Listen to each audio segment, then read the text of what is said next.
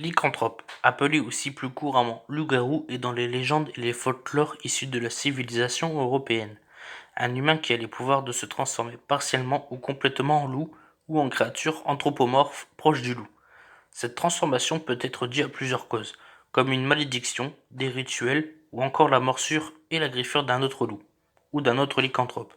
La transformation a lieu les nuits de pleine lune, condamnant le loup-garou à errer sous sa transformation jusqu'au petit matin. Les lycanthropes sont décrits comme des êtres maléfiques, possédant à la fois les capacités du loup et celles de l'homme, ainsi qu'une force colossale et d'une grande férocité, puisqu'ils peuvent tuer bon nombre de personnes en une nuit. Ils se rappellent rarement leurs méfaits nocturnes après avoir repris forme humaine. À part au recours à la chirurgie, la transformation d'homme en loup est impossible. Cependant, bon nombre de personnes, y compris érudites, y croient encore. La lycanthropie est aujourd'hui scientifiquement reconnue comme une maladie mentale où le sujet se croit changé en loup. On parle alors de lycanthropie clinique. Les loups-garous sont devenus des sujets de science-fiction d'œuvres littéraires fantastiques. Ils sont au centre de nombreux films tels que Underworld.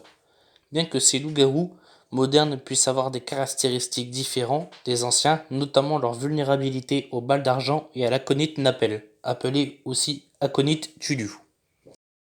Le pouvoir de transformer les autres en loups et en bêtes sauvages par une malédiction est attribué aux sorciers, aux dieux et aux diables, car la lycanthropie, par malédiction, peut aussi être le résultat d'un châtiment divin. En France, le diable transformait les sorciers en loups et les obligeait à errer dans la campagne en poussant d'affreux hurlements.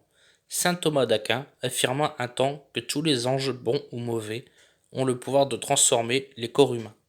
Les prêtres et certains saints semblent également posséder ce pouvoir. La plus ancienne malédiction lycanthropique connue est celle que Zeus infligea au roi d'Acadie, Lycaon. Mais on raconte aussi que saint Patrick transforma le roi gallois Vereticus en loup et que saint Nathalie maudit une illustre famille irlandaise dont tous les membres devinrent des loups pour 7 ans. La transmission par morsure est une invention très récente issue du cinéma américain, par rapprochement avec le mythe du vampire. Dans les films, l'humain mordu par un loup-garou se transforme lui-même en loup-garou à la pleine lune suivante. Il n'existe que très peu de cas de contamination par morsure dans les légendes anciennes.